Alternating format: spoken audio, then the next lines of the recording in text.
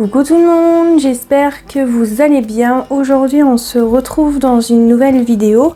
Donc aujourd'hui vous n'allez pas voir ma tête parce que en fait aujourd'hui on se retrouve pour un podcast couture, unboxing de ma première surjeteuse. Je pense que ça sera la seule si elle me va très bien. Pour l'instant je ne l'ai pas encore déballée. Je ne l'ai pas encore testé. Alors je tiens à préciser que dans cette vidéo, je vais juste déballer la surjeteuse. Je ne vais pas vous montrer comment on monte les pièces à l'intérieur et tout parce que même si j'ai lu le mode d'emploi, je suis débutante. C'est la première fois que j'utilise une surjeteuse. Je ne vais pas pouvoir vous apprendre quelque chose sur la surjeteuse parce que moi-même je suis débutante. Donc voilà, donc j'ai acheté la surjeteuse Hobby Lock 2.0 de la marque Pafa, je sais pas comment ça se dit, je suis vraiment désolée. Alors j'ai acheté ma surjeteuse à Self Tissu, c'est la vendeuse qui m'a proposé celle-là. En même temps c'était la seule qui proposait, c'était la moins chère celle-ci, et sinon il y en avait une autre qui coûtait plus cher. Attention, le prix 1190 €, donc voilà, toujours de la même marque. Et celle-ci était la moins chère à 399 €. Oui, 400 € ça fait très très mal. C'est pour ça que je ne l'ai pas ouvert tout de suite parce que je me suis dit on va laisser admirer cette jolie boîte, cette jolie machine qui m'a coûté 400 €. Voilà, et puis aussi je voulais bien lire le mode d'emploi qui se trouve juste ici. Je vais vous le montrer. Ça se trouve là, ça se voit pas mais regardez, hop, on voit un petit truc qui dépasse. Voilà. Il est comme ceci, je vous l'avais montré dans mon dernier vlog, le mode d'emploi comme ça. C'est super bien expliqué, il y a vraiment tout à savoir dessus sur la machine. Donc hop, désolé pour mon bras. Et aussi entre temps j'ai regardé des vidéos sur cette surjeteuse. J'ai trouvé une vidéo comment bien enfiler les fils dans la surjeteuse. Et sincèrement ça va beaucoup m'aider quand je mettrai les fils. Pour l'instant je vais juste la déballer. Je sais pas si je vais l'utiliser aujourd'hui, je verrai bien, mais je voulais au moins la déballer parce que j'en avais marre de la laisser dans la boîte. On va la sortir, on va ouvrir la boîte, je l'ai pas encore ouverte, je sais pas du tout comment ça se présente à l'intérieur, je pourrais pas vous dire. Aussi si vous voyez mon téléphone juste là, c'est normal, c'est pour mon micro-cravate. Voilà, je sais pas où poser mon téléphone ailleurs, donc désolée si ça vous dérange quel téléphone, mais vous inquiétez pas, normalement j'ai pas d'appel, normalement. Et il est toujours en silencieux, donc ça devrait le faire. Donc voilà, donc on va pouvoir ouvrir, on va faire doucement quand même, parce que j'ai pas trop envie de faire n'importe quoi. Et puis j'ai des longs ongles qui sont un peu mous aujourd'hui. Je sais pas trop comment je vais faire, essayer d'offrir avec un ciseau. Allez, voilà, une chose de faite. Oula, alors on a plein de choses, ça se voit pas, mais en fait il y a du... si je casse la boîte, ça va pas le faire. Donc je disais qu'il y a plein de choses à l'intérieur, j'ai l'impression. Donc là on a une petite boîte. Alors on va regarder ce qu'il y a à l'intérieur. Ok, c'est tout ce qui va avec la machine. On verra ça un peu plus tard parce que... comme vous pouvez le voir, on n'est pas du tout dans un bon angle pour montrer les choses. Donc je vais faire ça après. Ensuite, on a ça. J'avais vu dans le mode d'emploi, je crois que c'est la corbeille pour ramasser les résidus. Donc c'est plutôt bien. J'ai rien à dire dessus. Par contre, vous risquez de m'entendre renifler plusieurs fois. J'ai toujours mon problème de rhume, d'allergie. Je vais bientôt aller voir aujourd'hui normalement le médecin pour voir si je peux faire un test pour savoir si j'ai une allergie à quelque chose ou quoi, ou autre chose. Donc voilà, là je suis en train de prendre un mouchoir parce que là je vais me moucher, mais ça va être coupé dans la vidéo. Je reviens. C'est bon, je me suis mouchée, maintenant on peut continuer. Ensuite on a, alors ça c'est quoi? Je pense que c'est la housse pour pas qu'il y ait de la poussière dessus, je suppose. Je vois que ça. Je ne vois que ça. Ouais, ça peut être que ça. Donc voilà, c'est pas en tissu, c'est un tissu mais plastique.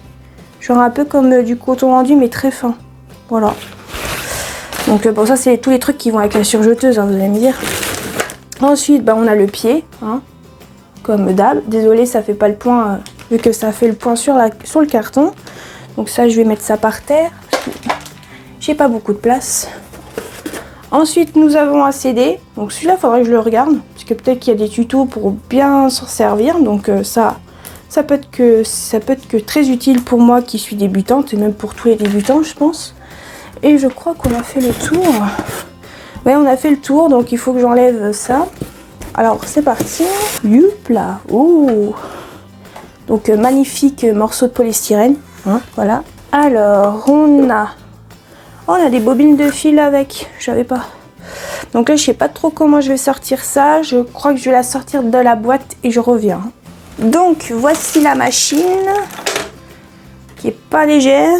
Mais bon, ça va encore, hein, j'ai envie de vous dire. Je crois que j'ai déjà pris plus lourd que ça dans ma vie. Je pense. Alors, il faut que j'enlève le papier.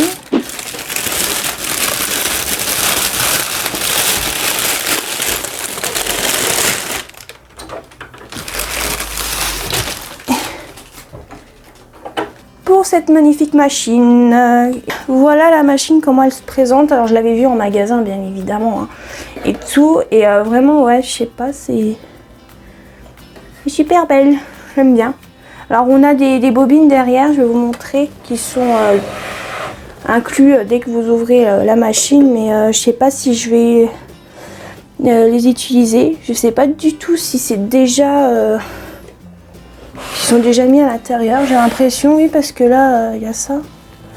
Attendez que je regarde. Ah ouais, ouais, ils ont déjà fait, mais le truc, il est un peu chelou.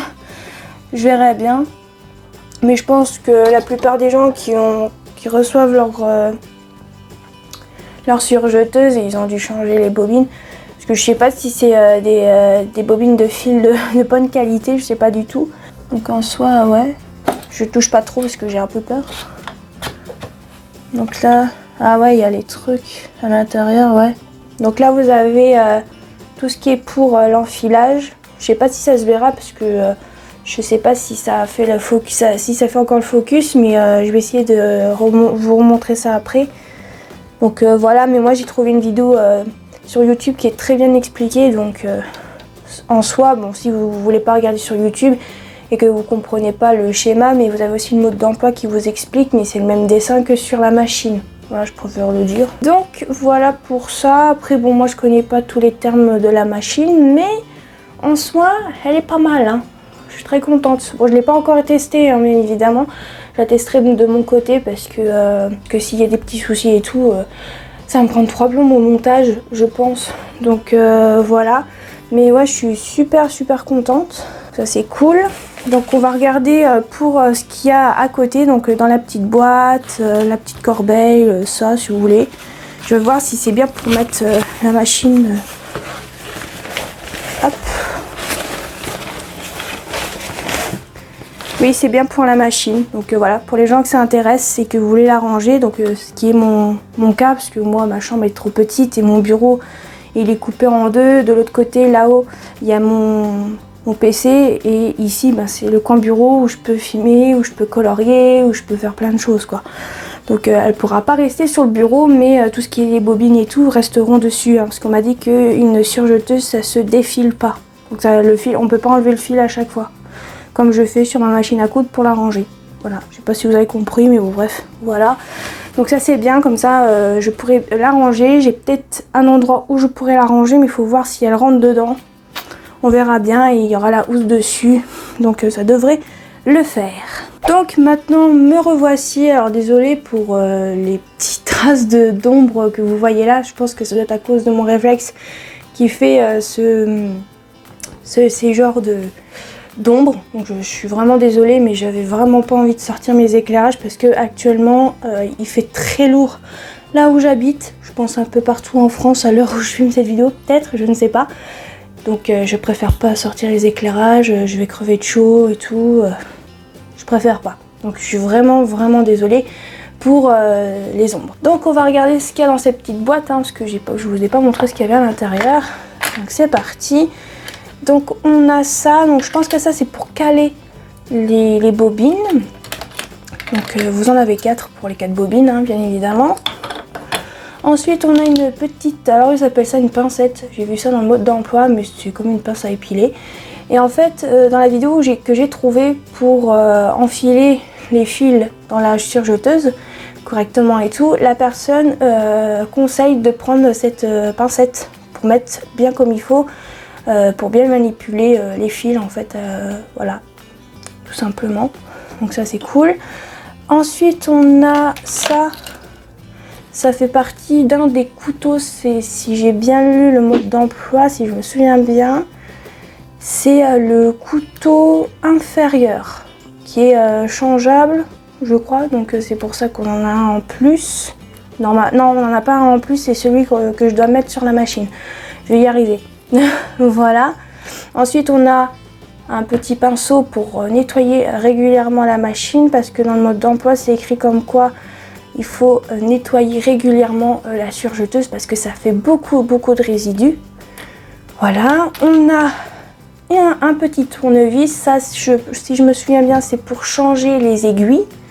Donc on a besoin d'un petit tournevis comme ça. Ensuite, on a un petit lot comme ça d'aiguilles. Mais quand, je sais pas, peut-être que je vous aurais fait un close-up, je sais pas encore.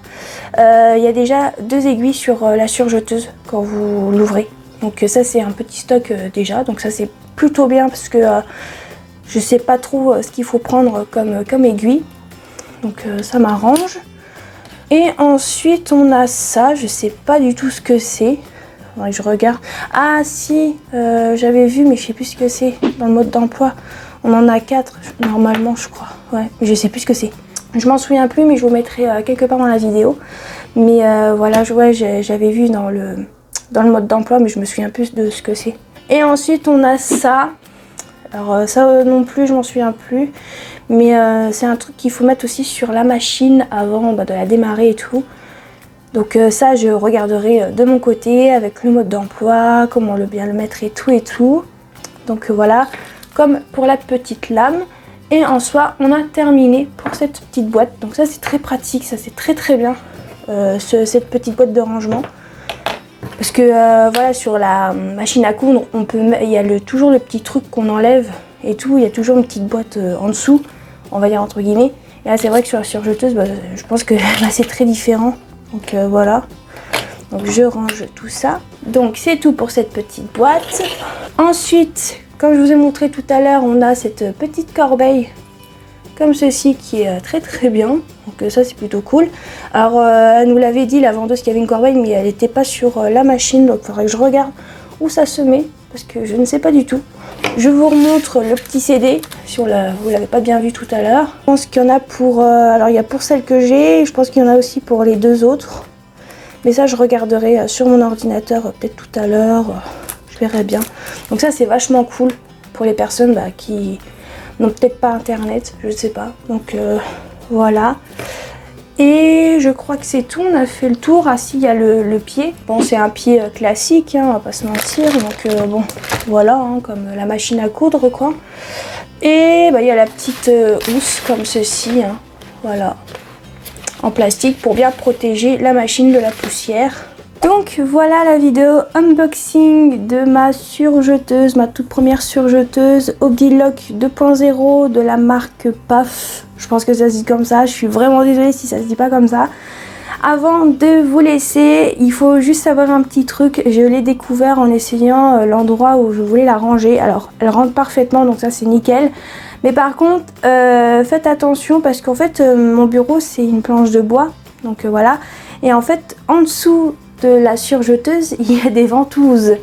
Donc moi je vais devoir mettre un truc en dessus pour pas que ça fasse ventouse à chaque fois parce que j'ai voulu la remettre et tout, ça collait au meuble où je voulais la ranger. Comment vous dire que j'ai un peu galéré à la décoller parce que les ventouses marchent très bien.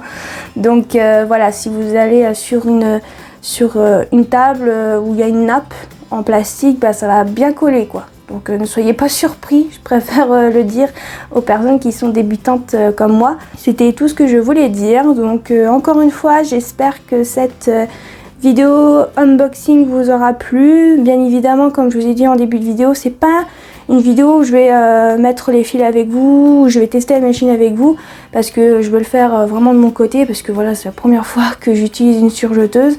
Je préfère pas faire n'importe quoi en vidéo et tout, je sais que je risque de m'énerver assez vite et tout. Donc voilà, j'espère encore une fois que cette vidéo vous aura plu. N'hésitez pas à aimer, à commenter et activer la petite cloche. Et je vous dis à la prochaine!